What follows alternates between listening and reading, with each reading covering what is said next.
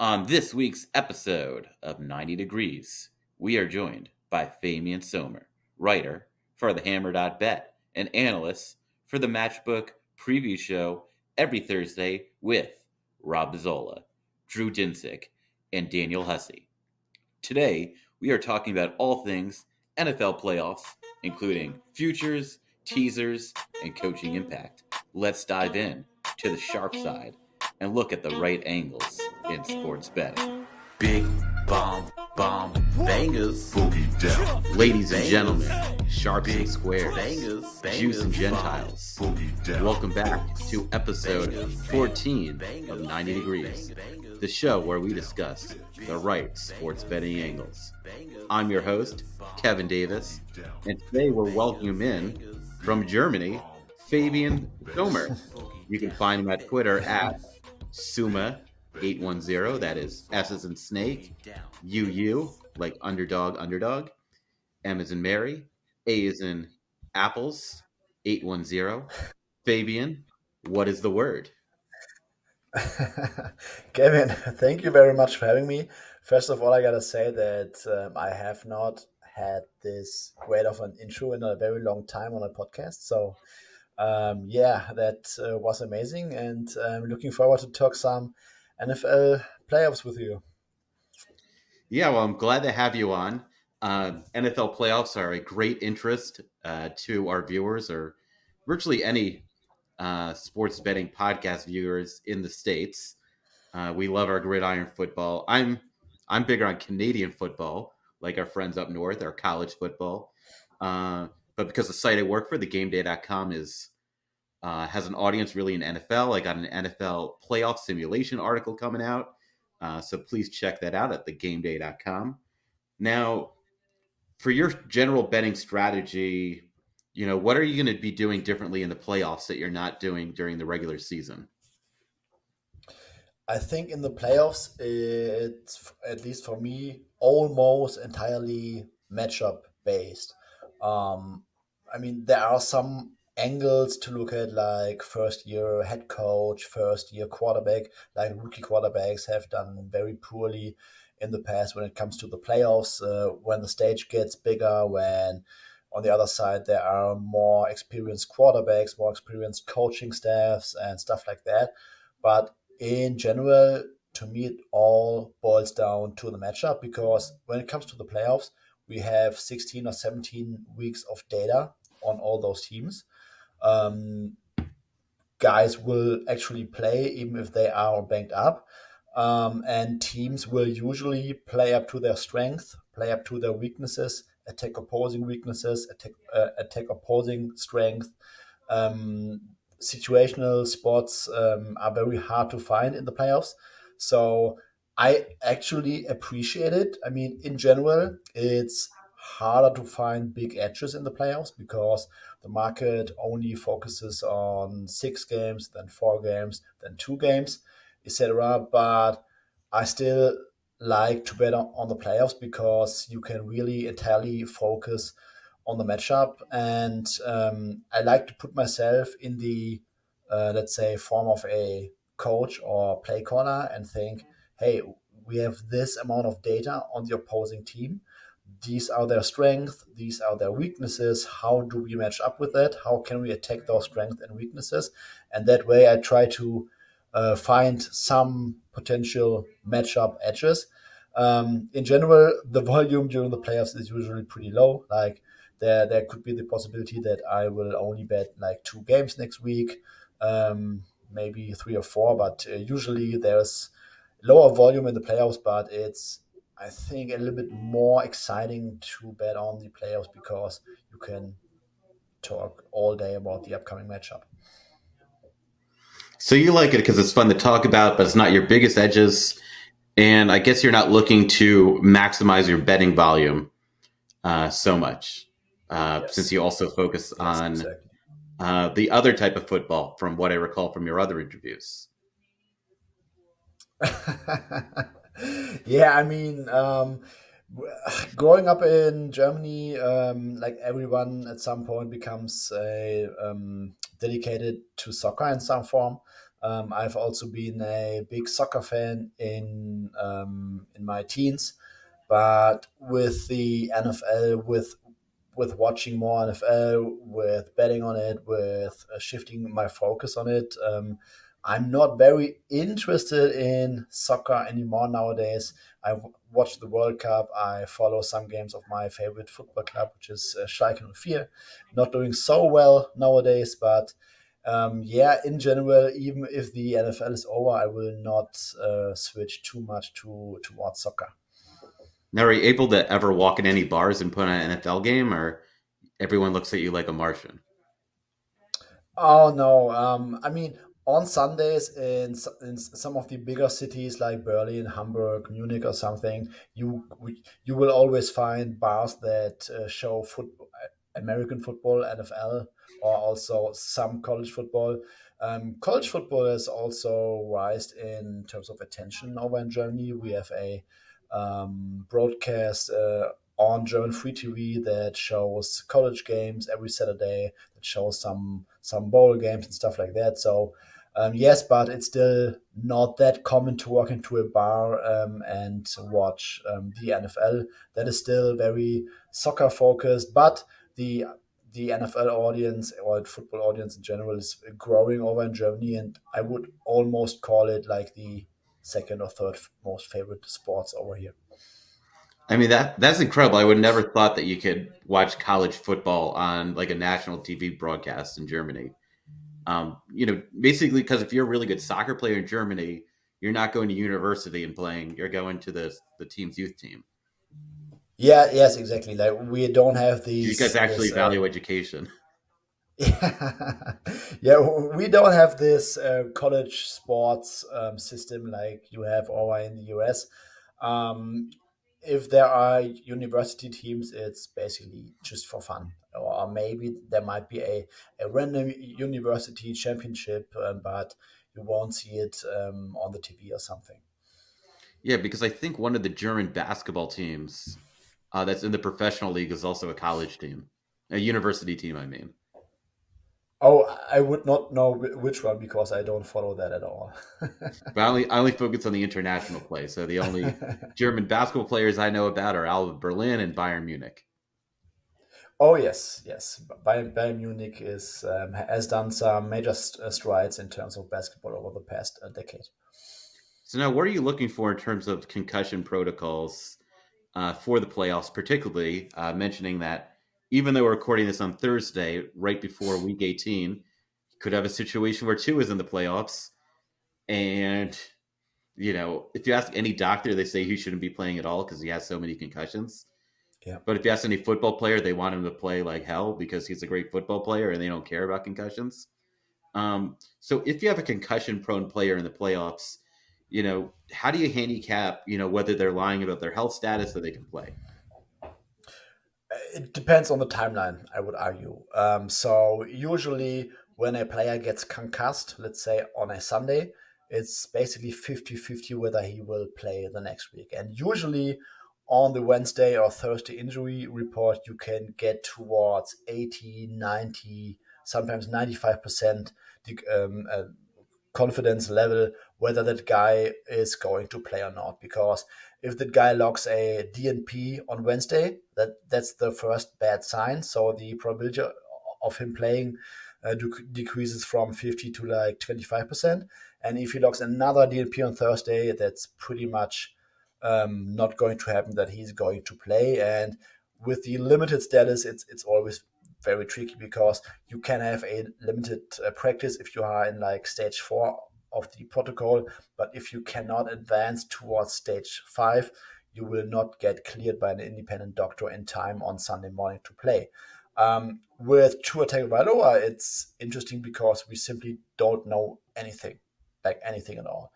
First of all, the Pats have to lose, the Dolphins have to win in order for the Dolphins to make the wildcard round. And then it's basically a wait and see kind of mode. I would not expect that all books are going to open those lines on Monday morning if the Dolphins make the wildcard round. I think they will play at Buffalo, if so, but I cannot expect like us as a betting community to know whether Tua is going to play on Sunday night or something. So I think this is going to be a wait and see approach. Right now, just my gut feeling is that he's not going to play anymore this year. But if they make the playoffs, like they are not going to have any shot with Skylar Thompson. So maybe they might force the issue, but I think we need to wait until Monday or Tuesday for some press conferences to get any clue about his potential availability. And with all other players, I mean, for example, I think Devontae Parker is still in the concussion protocol, but for 2 weeks now. He did not practice today.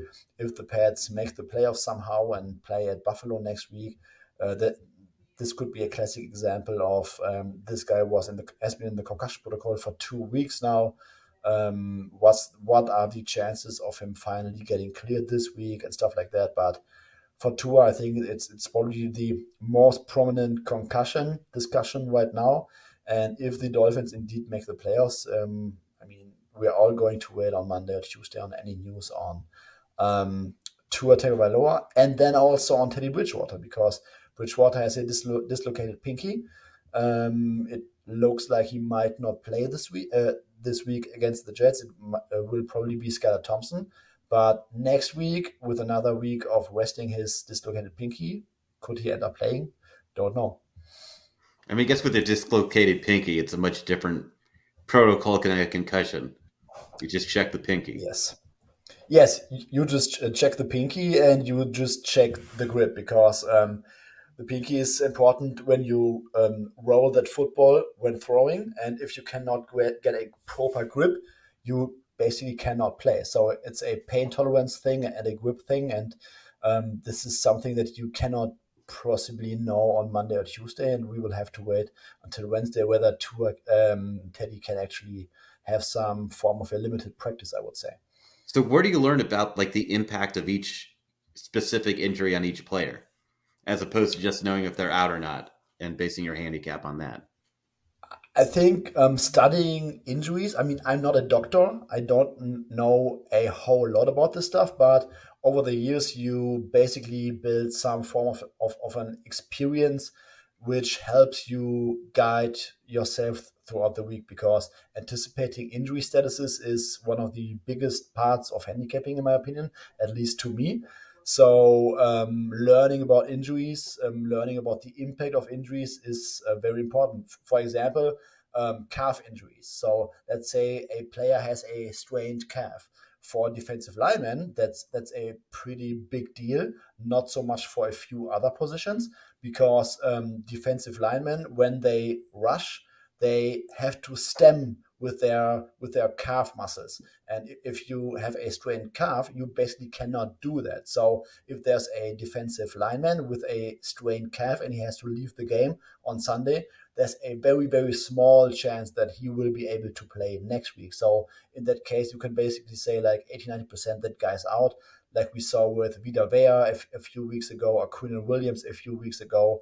Strained calves for defensive linemen are no bueno. The same goes for hamstrings for like wide receivers or um, cornerbacks, for example, because they have to cut very suddenly and very sharply. And when you are playing on a bad hammy, that's not going to work out properly. So if a cornerback has to leave the game with a hamstring pull, much higher chance he's going to miss the next week than, let's say, a Nick Bosa, who had a hamstring injury, I think 3 weeks ago. He did not practice all week, but he was somehow able to play on Sunday, because for a guy like Nick Bosa, the hamstring is not as important as for like Chip Ward on the same team. So I was really interested in when you were talking about looking at the injury reports and then using that information to put a probability on each player of playing. How did you get to the point of putting a specific number on a percent chance of each player playing? It depends on what injury it was. What do we know on Sunday night, Monday morning, and then how that develops or evolves throughout the week. So let's say a cornerback has a hamstring pull on Sunday, then I basically have him out for the next week, because usually in that scenario, these guys have a very tough time playing the next week. But sometimes it could be like a precaution, that the coach is saying, "Hey, we are leading, let's say by 14 or 17 in the fourth quarter. You have a small hemi pull, so you will not play anymore today." And then on Monday and Tuesday, coaches come out and say, "Yeah, he's probably going to be limited this week, but we don't have too much of a concern for the upcoming Sunday." So that's basically like, first of all, what was the actual injury? What can we gather from coaches speak like after the game? What do we know based on experience? What are possibly some Twitter fantasy doctors saying about that injury, about that tape study of that injury? And then what can we gather from the injury reports on Wednesday, Thursday, Friday? If there's a hamstring pull and we are not sure whether that guy's going to play, and he logs a DNP, that's very likely that he's going to be out. DNP limited, we would need to wait for Friday for a final confirmation. But in the end, it's basically individual for every single injury. Yes, sometimes you can already rule a player out on Sunday night for the next week, but sometimes it's just waiting maybe until the last minute on Friday on the final practice report. What about, in terms of in-play betting? What sort of injury information are you looking for if someone's injured during the game? I don't really bet live, so I'm probably not the best guy to answer that. I would guess that sometimes when you see an injury in game, like a guy needs to be carted off or something, I mean, he's going to be out. Sometimes guys need to enter the blue tent, and then when they come out, you know pretty fast or quickly whether the guy is going to resume playing, because beat reporters are getting the information from the sideline. They are tweeting out like, this guy's questionable or doubtful to return. If it happens in the fourth quarter, that's also a question of whether they even want that guy back into the game. I think those would be the question that a bettor who bets a lot of in-game stuff would have to answer. Yeah, I mean, I know for like certain sports that have less market attention, I'll look at the injury report, and if I see a bunch of probables or questionables, sometimes I'll just wait for the game to start and see who's in there, and then wait for the next commercial break and hammer the side where the line hasn't adjusted because the live trader didn't take into account the probables and questionables that are in or out of the game. That makes sense to me. Now, in terms of like looking at the matchups, because it's all about which team faces each other, and so much of that depends on their seeding. So once the seeds are set and someone's looking into futures, what are some things that will be overlooked in terms of potential matchups and future rounds if they win their first game? Yes, I mean, when you are interested in betting futures, let's say championship futures, Super Bowl futures, it's not just about how good is a team or about how undervalued are they. Okay, you what I'm willing to say is that you have to think about the most realistic path throughout the playoffs. So, for example, Chiefs are going to have a bye week, and then they're going to play the lowest seed. Bills are likely going to host the Patriots or the Dolphins or the Steelers next week. So the first round is going to be rather easily, and then they will likely also host the Bengals or potentially the Ravens, for example. So this is basically something some guys are able to write code and simulate all the potential matchups and come up with a probability. And when you're not able to do that, you can think just logically about potential most realistic playoff path. How do these teams match up with each other, and which team might have an easier path compared to the other teams in the conference? Yeah, I mean, for the Bills, for example, they are facing another AFC East team. Even though they're the more superior team, are they potentially vulnerable to be upset because they're playing a team that has played them twice already? So I see that a lot in Uh, Canadian mhm. football, which I bet a lot, where you have 9 teams, so a lot of them play each other 3 times during the year. Yes, I get what you're saying. So divisional matchups are usually closer than non-divisional matchups. That's something to keep in mind. But then I would always come back to the matchup. Think about what happened in the first two matchups during the regular season. Was one team missing some key players? Maybe some team was missing some players on defense, some on offense, and one team was shorthanded. How did it play out? How could it play out this time with all those guys being healthy? But in general, I think that I would not put too much stock thinking about whether teams have already played each other twice, because that basically counts for both sides. What about teams that go into the playoffs with a strong record and seed, but they were benefited from positive variance, winning games by missed field goals or last minute field goals, or getting ties when they were supposed to lose, or I could just go on down the list. Yeah, Like, yeah. what do you do about those teams? Because I think some of them, like the Vikings, for example, the market is adjusted, but there may be others where it hasn't adjusted or is over adjusted. So how do you factor that into your handicap? I think that this stuff nowadays is pretty much adjusted and already priced in. Next week we will see this between the Vikings and the Giants. That number was, I think, Vikings -4 2 weeks ago at home.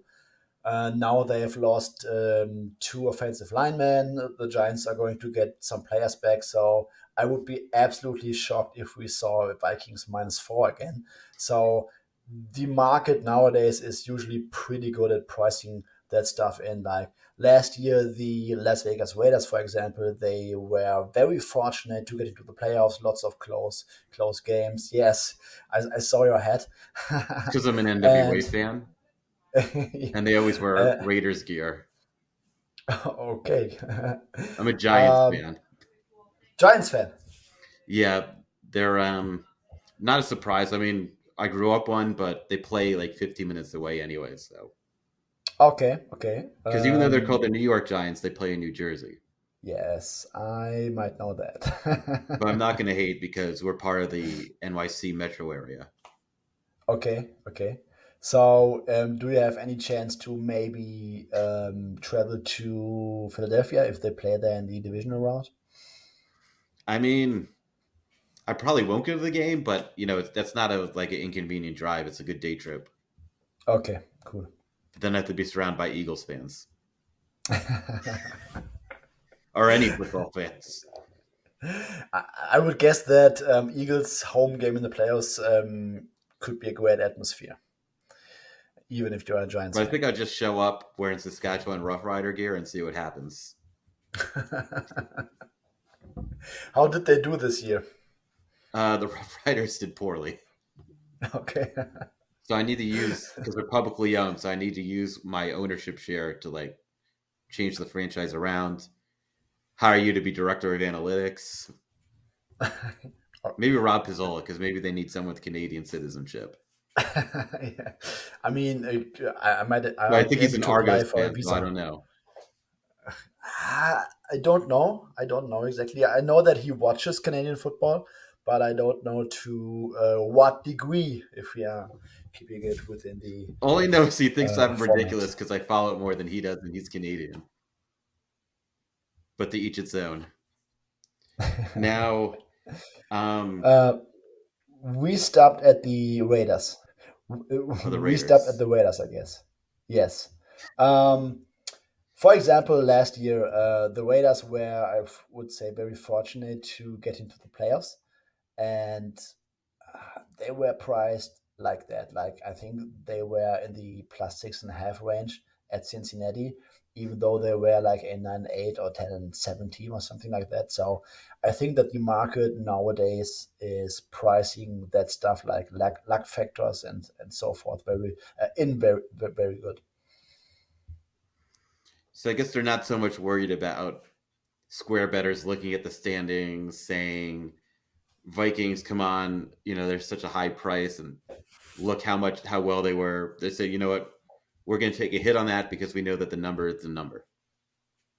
Yeah, I mean, first of all, these markets get shaped by, let's say, sharp accounts anyway. So there might be a scenario in which, let's say, the Vikings are going to be -3 at home against the Giants, and there are going to be lots of bettors who will like the Vikings, but it might not move towards 3.5 because there will be so much resistance on the Giants. So now, how do you change up your strategy on handicapping games for the playoffs versus the regular season? I don't really change it up at all because I'm usually also matchup focused. So when I handicap games, what counts primarily is the matchup on the field. So and when it comes to the playoffs, I think the interesting thing is that early in the season we could be completely wrong on some teams. Like, for example, this year was very insane because I was dead wrong on like 5 or 6 teams. For example, Colts. I was very high on the Colts going into the season because I thought Matt Ryan would have 2 years left in the tank, decent offensive line, Frank Reich. Those weapons were not that bad on paper, and I mean, my priors got completely And destroyed. of course, his opponents. Yes, yes. Denver Broncos, for example. I was very, very high on them. I was high on their defense, which basically played up to expectations. But I was also high on their offense because the offensive line was kind of decent. Russell Wilson, the only bad stretch that he played was doing that collapsed middle finger. Other than that, he was very fine in recent years. Jerry Judy, Curtin Sutton, I really thought that this could be a top 10 offense. And again, Priors got completely destroyed. But I mean, that is a process where during the season you have to adjust. You have to listen or basically look at recent data and basically marry in-season data or also qualitative data with your preseason priors. And at some point, you gotta make a hard switch and you gotta accept that you were dead wrong on the team. But when it comes to the playoffs, like, there is nothing that you could be crazily wrong about because it's one game and you have 16 or 17 um, games of data. So sometimes there might be the chance that a backup quarterback rolls in. That's a different story. But when it's a team with, or let's say it's a matchup with both starting quarterbacks and there are not too many injuries, you you usually have a pretty good grasp, and you also see it in the market movement where both of those teams stand in general, and you cannot really get caught by super surprise like you did or like I did with the Broncos and Colts earlier in the season. So I guess the one major difference is because of all that data, the result is going to be closer to the closing line than the beginning of the season. I would need to look it up, but when I checked on that, I think that was the case. Yes. Does that mean teasers at the right numbers could potentially be a good betting angle? Yes, I like betting teasers in the playoffs for sure. So as soon as you get an advantage teaser opportunity with a total that is not too high, I think in the playoffs where games might potentially be played closer, I think the less variance you have, the better teaser options become, I would say. So it wouldn't be a good situation for a reverse teaser unless he can reverse tease totals. But if it's Yes. a regular teaser, obviously you want to follow the rules, and look for the right variations. Where they're 2 team, 3 team, 4 point, 6 point. Yeah, so usually you wanna do the classic advantage teaser, like 6 point or 6.5, going through the 3 and the 7. That's also something that I would primarily focus on. But I mean, I would not call it degenerate. But if you are just interested in playing a teaser, I would not say you should not play like a -7 favorite down to -1 in the playoffs or something. So I think those opportunities definitely are there, present themselves in the playoffs. What about, instead of just doing a teaser, doing alt lines depending on the pricing? Like instead of Yeah, I mean, selling the points, you potentially should I say the B word, buy points, but like more than one, like a lot of points, yeah. and look at what the pricing is. Yeah, again, it depends on the pricing. If you think, I mean, sometimes matchups in the NFL are not linear. So you always, when you think of it, when you simulate a game, let's say 10,000 times, whether you do it by code or you just do it in your head, sometimes there are matchups that might be more like a bell shaped curve. And sometimes there are matchups with some more variance towards the upside or the downside that have a, let's say, bigger tail to one side of the distribution. So, for example, Brock Purdy. Brock Purdy, 4 or 5 regular season starts, first playoff game ever. I would argue that despite the 49ers offense rolling, despite it being Kyle Shanahan, I would argue that if they play, let's say, the Green Bay Packers, who have a very sneakily good passing defense, I would argue that for Brock Purdy, there's more variance, or there's a fatter tail towards the downside as compared to other quarterbacks in the wildcard round, for example. So if you're interested in betting the Packers next week, depending on the price, this would be a game where I would rather look at alternate spreads compared to others. Yeah, that's a good angle to look at, because I mean, right now I have the 49ers as one of the worst playoff bets for futures. So it's going to be interesting to see how that changes once we get more data on Brock Purdy, whether teams are adjusting to him, whether he's regressing to his mean as a first year starting quarterback. Now, for first year head coaches, how do factor that they're a good deal worse than veteran head coaches? Like, how do you quantify their impact?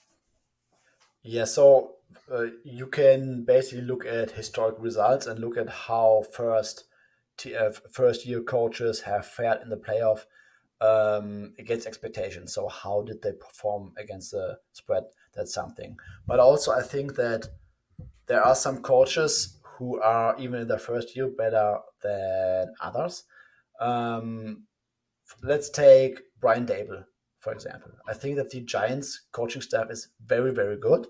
So I would probably be a little bit higher on them than compared to maybe, I don't know.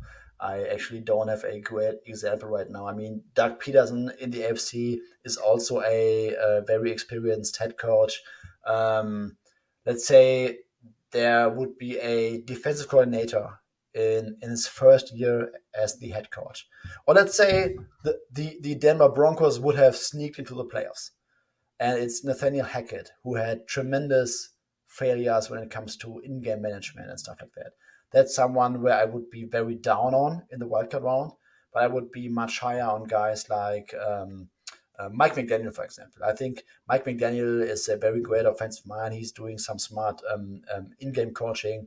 So I would be higher on the Mike McDaniels and Brian Dables of the world as compared to maybe the Hacketts of the world. Now, does the pace of the game change during the playoffs? Are teams more likely to be conservative with their lead, or do they just keep playing to the same tendencies as the regular season? I think pace doesn't change dramatically on average.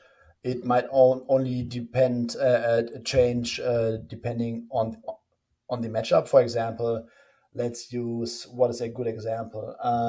The Packers. The Packers, I think, have a very slow pace, and I don't expect that to change in a neutral situation. Like when they, if they are behind, like by 2 or 3 touchdowns at San Francisco, this will absolutely change. But in general, I don't think that the Packers would be a team that would change their approach. the Bucks offense is at its best when it's going no huddle. They don't do it very often, but if they go no huddle, they are very good.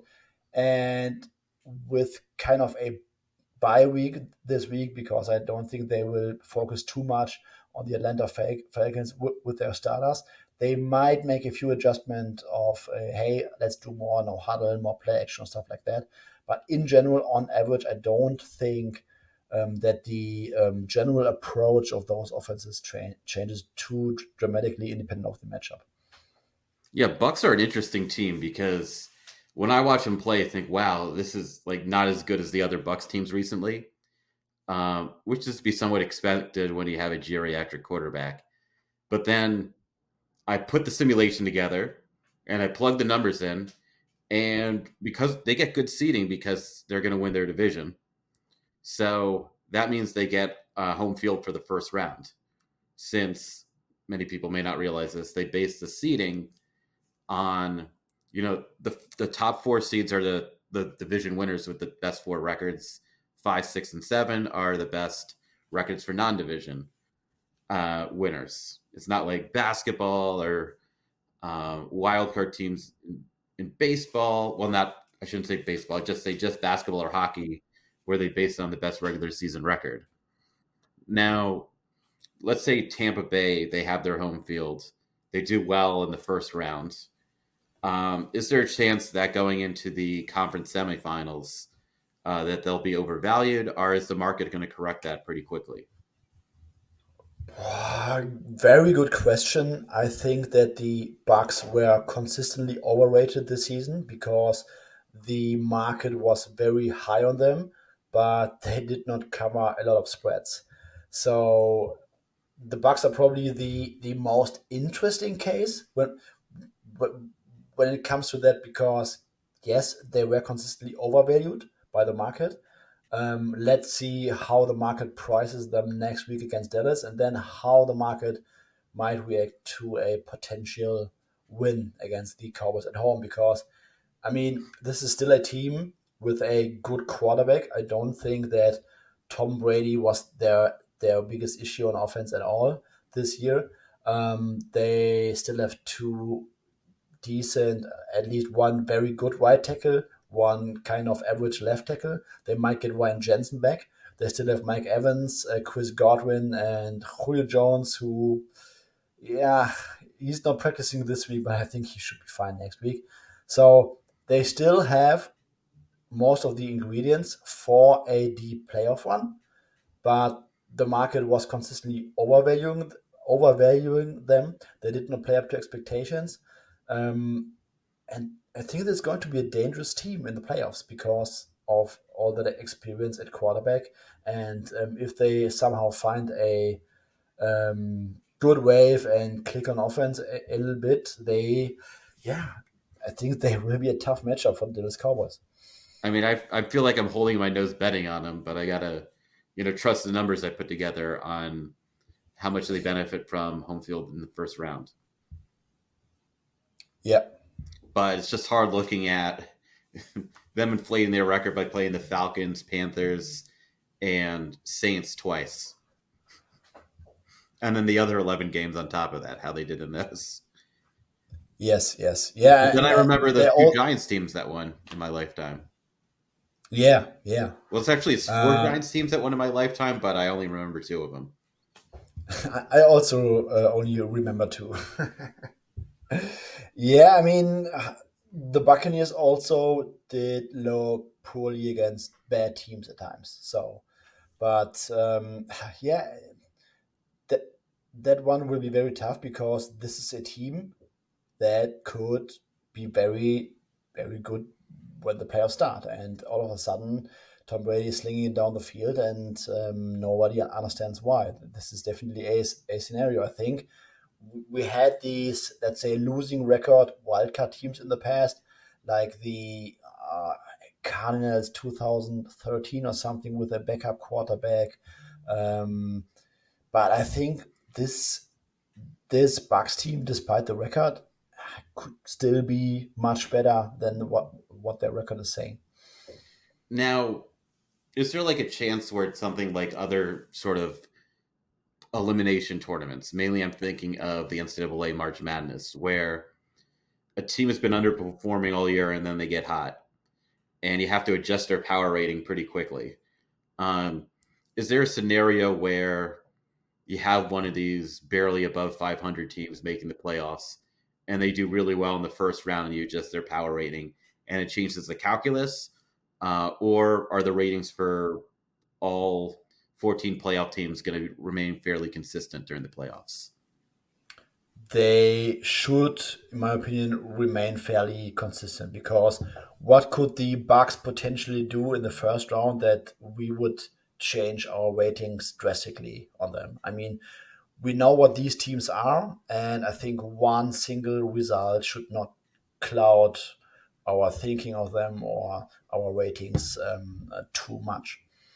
I mean, the only variable I can think of is if the opposing team has a significant injury, but the market knows how to adjust to Yes, that. yes, And yes. I guess you need someone like you to figure out the injury probability. To think, okay, do I bet on like a look ahead line or down the line because you have some advanced insight into the future rather than betting on what you know now.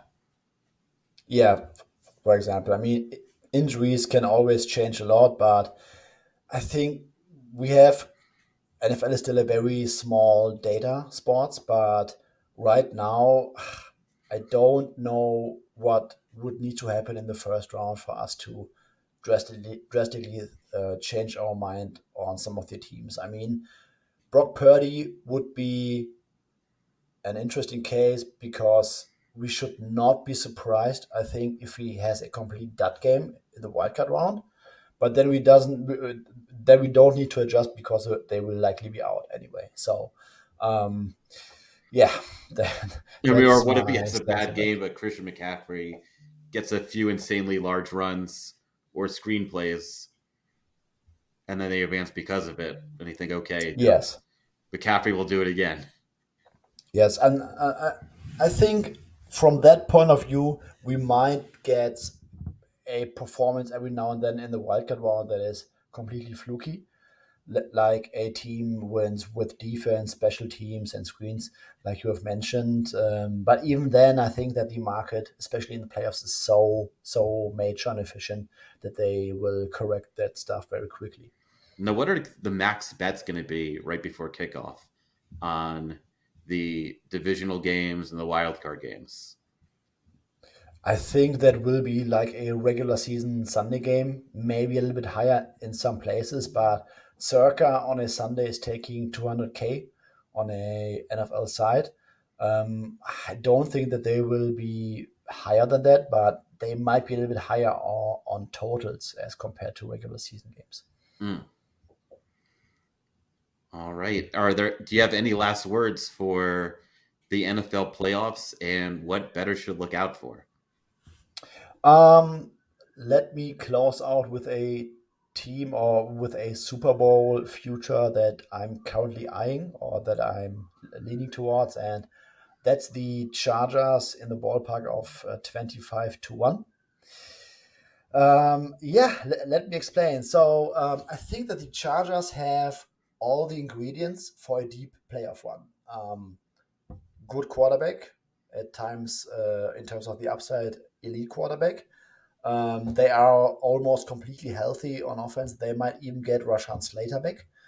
And on defense, they have a very good pass rush with Joey Bosa back, Khalil Mack, Kyle Van Noy.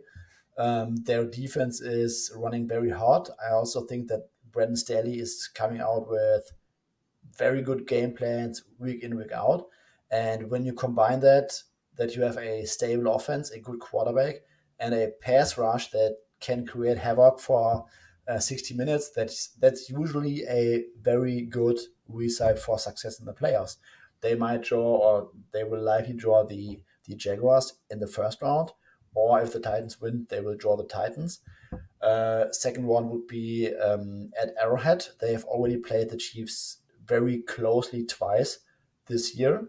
And if they beat the Chiefs, it will likely be Bengals or Chiefs in the championship round. And Bengals or Bills in the championship round, and both of those teams have average to below average offensive lines, where the Chargers have a great matchup advantage in the trenches. So I think 25-1 is a little bit too high. In the end, I will be very disappointed because they charger themselves out of the playoffs with a blocked punt, blocked field goal, or whatever, or a last minute interception, classic Charger way. And they will also have to play 4 consecutive road games now. But in general, I think that the Chargers are finally healthy, are looking like their preseason version, and I think they could be very dangerous in the playoffs. I think this is all great to hear because without even knowing what you were going to pick, my simulation had 4 good bets, and you already have we agree on 2 of them: Tampa Bay and the Chargers. Well, thanks for coming on, Fabian, and I hope you enjoy watching the playoffs all the way in Germany, even if it's at 1 a.m. Yes, that won't matter because especially the wildcard round will be very special. I will probably watch the first night game on Saturday, and then um, uh, on Sunday we will probably be do prime time on the Hammer again. So yeah, I cannot wait, especially wildcard weekend. There could be so many great matchups like Dallas at Tampa Bay, Los Angeles Chargers at Jacksonville, Bills at home. Could be some really fun games and a great weekend. Thank you for tuning in to 90 Degrees, presented by the Hammer Betting Network. Head over to our website, thehammer.bet, for all your sports betting needs. If you enjoyed the show, click that like button. If you're new to the channel, hit the subscribe button to be notified when we release a new show. If you made it this far, drop a comment on what your favorite play for the NFL playoffs is, especially if you disagree with me. Thank you, good night, and good luck. Big bomb, bomb, bangers, boogie down, pick, bangers, big bangers, bangers, bomb, boogie down, picks.